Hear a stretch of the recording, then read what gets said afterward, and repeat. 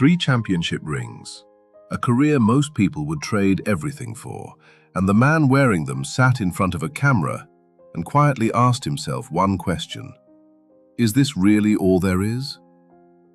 That question didn't come from failure. It came from the exact opposite. Maybe you felt a smaller version of this. You hit the goal. You got the promotion, the diploma, the number on the scale, and somehow the feeling you were promised never showed up.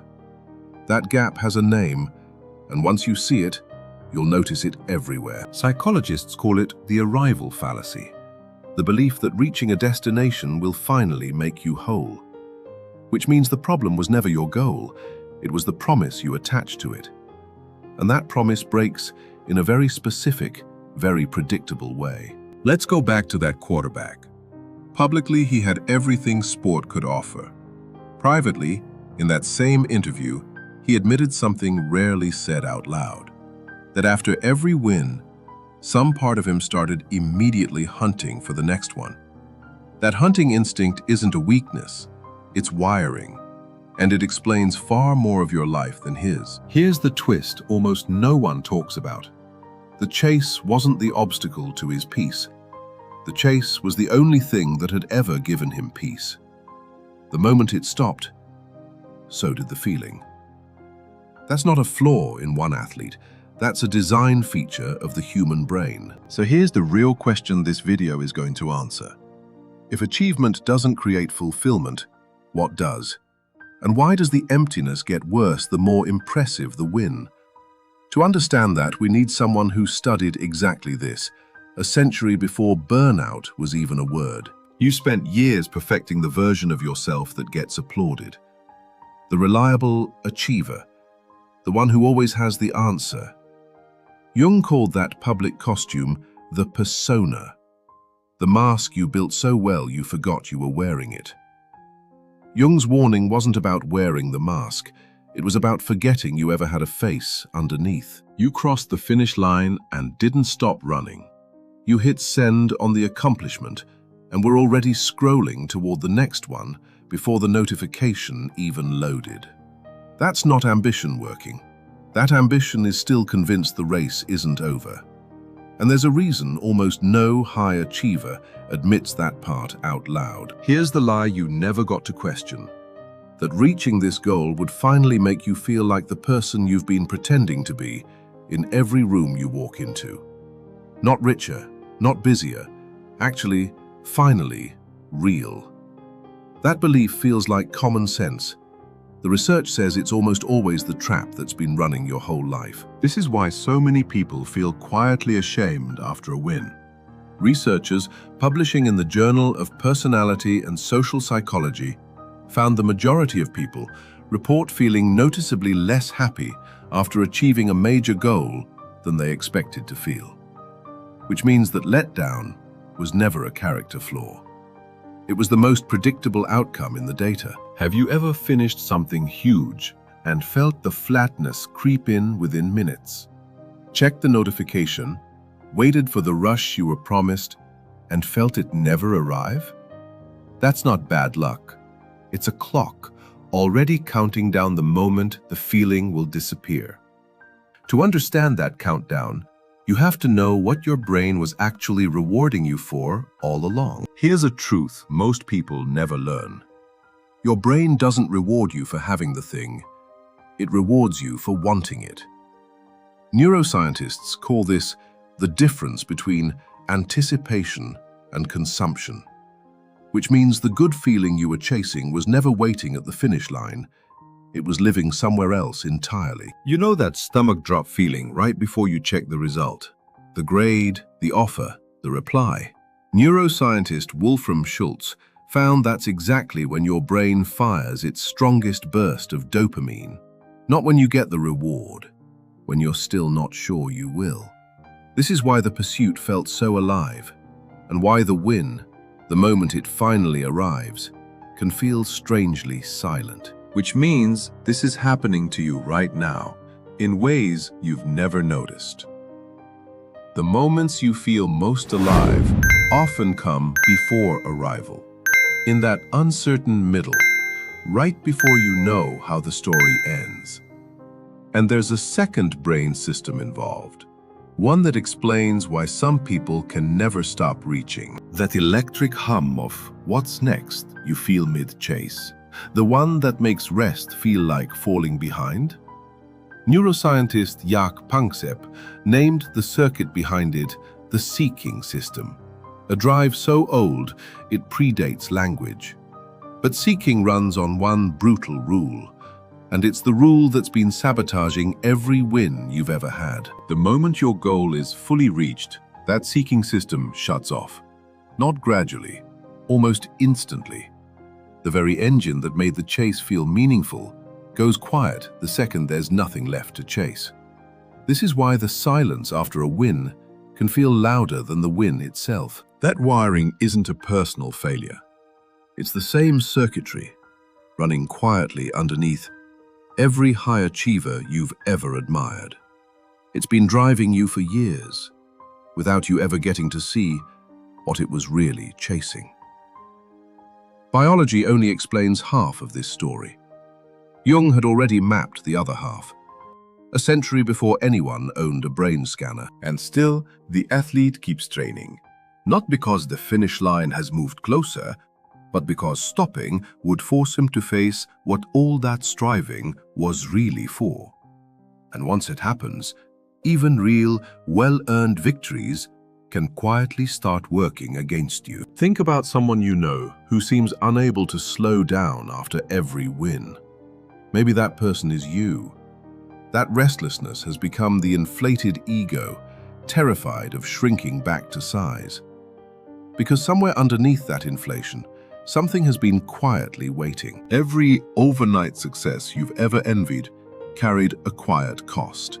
While you're busy building the version of yourself the world applauds, Jung says another version of you is being left behind. He called it the shadow, and it doesn't disappear just because you're too busy to notice it. Every part of yourself you set aside to chase this goal, your rest, your playfulness, your softer emotions. Jung believed none of it vanishes. It waits, gathering weight in what he called the unconscious. And it doesn't stay quiet forever. This is why the emptiness usually doesn't show up during the struggle. It shows up right after the win, when the noise finally stops and there's nothing left to distract you from what you've been avoiding. Which means the very moment you expected to feel your best is the moment your unconscious finally gets your full attention. For your entire adult life, you've been building something impressive on the outside. Jung noticed most of us do exactly this while quietly saving the inside for later. He called that outward-facing chapter the first half of life. And it works, beautifully even, right up until the exact moment it quietly stops. Here's the trap. Jung warned that once you've mastered the outer world, trying to solve an inner emptiness with more outer achievement is like using the wrong key on the wrong door, over and over. And most people don't realize they're doing this until the door simply stops opening. Maybe you've noticed this in your own life. Chasing a bigger title, a bigger number, a bigger win, hoping this one will finally be enough, when some quieter part of you already knows it won't. That quieter part of you has been trying to say something for a long time. You spent a decade climbing toward this view. Now the real question isn't how to climb higher, it's what you've been carrying up the mountain this whole time that was never actually yours to carry. Jung called that turn the second half of life, and it opens with a question the first half never had to ask. The first half of life asks, what can you build? The second half asks something harder. Who are you underneath everything you've built? Most people never get asked that question until success forces it. And forcing that question is exactly what post-achievement emptiness is designed to do. Two researchers, Sheldon and Elliot, found something that helps explain which wins will satisfy you and which will quietly empty you. Because not all goals are created equal. Some you choose, and some were chosen for you. It comes down to one simple, uncomfortable question. You can ask about any goal you're chasing right now. By now, the victories have started to feel strangely quiet.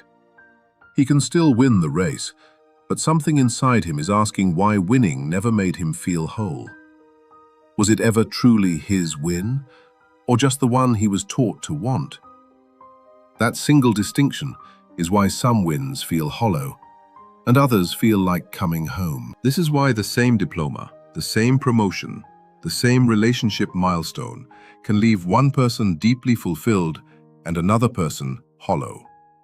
The outcome looks identical from the outside, but the motive underneath is completely different.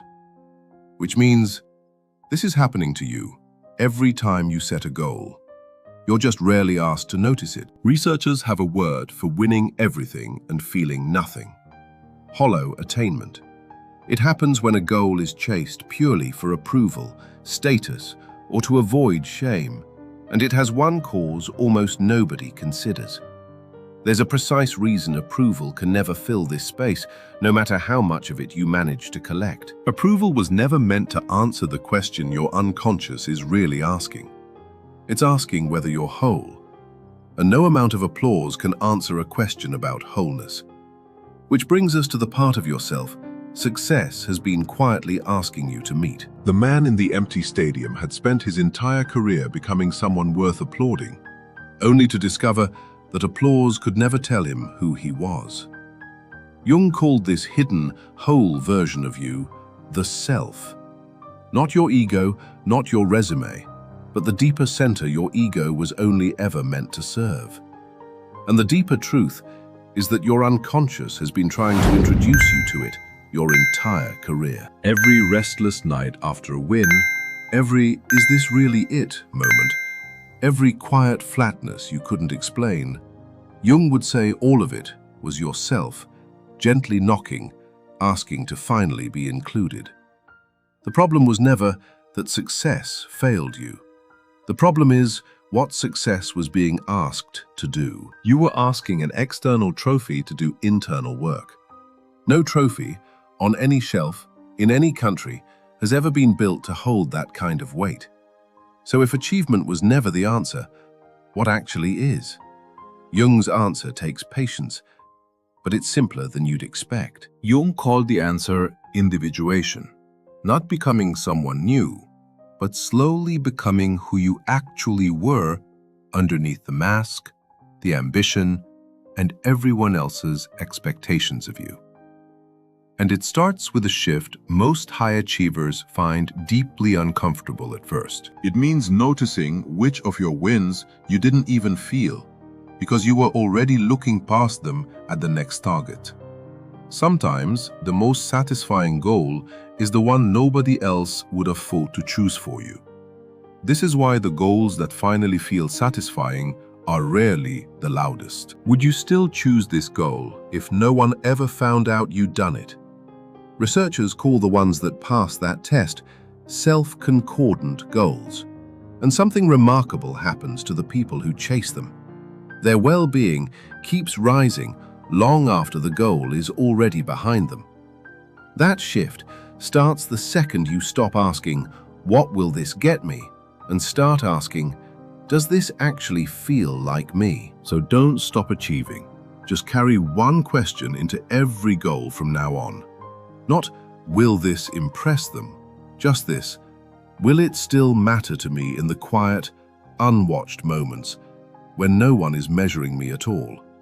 Because those unwatched moments are exactly where the real answer has been hiding this whole time. Remember that quarterback sitting quietly with 3 championship rings, asking if that was really it?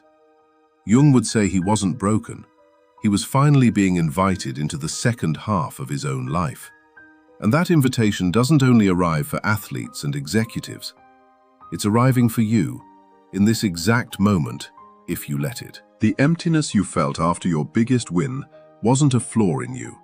It was the healthiest part of you, refusing to let a life that only looks whole from the outside be enough.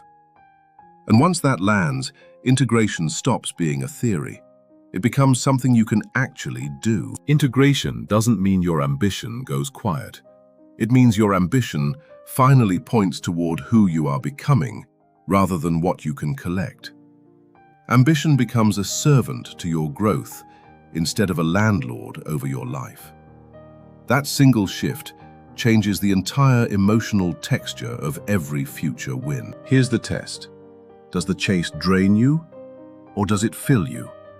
Same goal, same effort, but underneath it, two completely different lives. You can start running that test today on the smallest decision sitting in front of you right now. Imagine ambition that doesn't need applause to survive, that keeps its shape even in an empty room. That's not the end of the drive. It's the first time your drive has ever actually been yours. Applause was always going to be temporary, but the self, once you actually meet it, doesn't leave when the room goes quiet. You feel the difference in your body before your mind ever admits it. A goal chased for approval leaves you hollow at 2 a.m., even when you win. A goal that calls to your actual depth leaves you tired, but strangely, deeply more alive. And that distinction changes what success even means, quietly, for the rest of your life. Somewhere between the chase and the arrival, there's a version of you that was never missing. It was simply waiting for you to stop long enough to notice it was already there. That noticing is not the end of your story. It's the actual beginning of it. Next time that flatness hits, don't open a new tab and start planning the next goal. Sit in it for 5 seconds. Just name, even quietly to yourself, what it's actually trying to tell you. That pause might be the single most honest moment you have all year. Did you want this because it's truly yours? Or because you were afraid of who you'd be without it? Sit with that. Wherever the honest answer lands is exactly where individuation begins. And once you start asking it, you won't be able to stop. In the best possible way. Jung believed the goal of life was never perfection. It was wholeness, becoming someone who no longer needs the mask, because the person underneath it has finally been allowed to exist.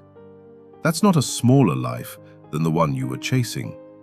It's a truer one. Success will never stop feeling hollow as long as it's asked to complete you. But the moment you stop outsourcing your wholeness to the next win, something in you finally exhales.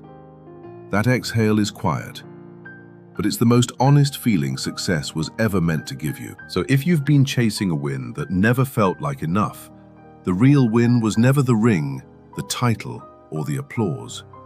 It was quietly becoming someone you no longer have to perform for, and that kind of success no longer needs to prove itself to you. That quiet becoming doesn't end here. Some answers aren't meant to be rushed. If this helped you understand a feeling you've never had words for, you don't have to solve it tonight. Just let yourself notice what it might be asking of you. If you felt this after your own success, you're not the only one. And it doesn't mean something's wrong with you. It may simply mean there's a deeper part of you asking to be met. Stay a while longer if you'd like to keep exploring it.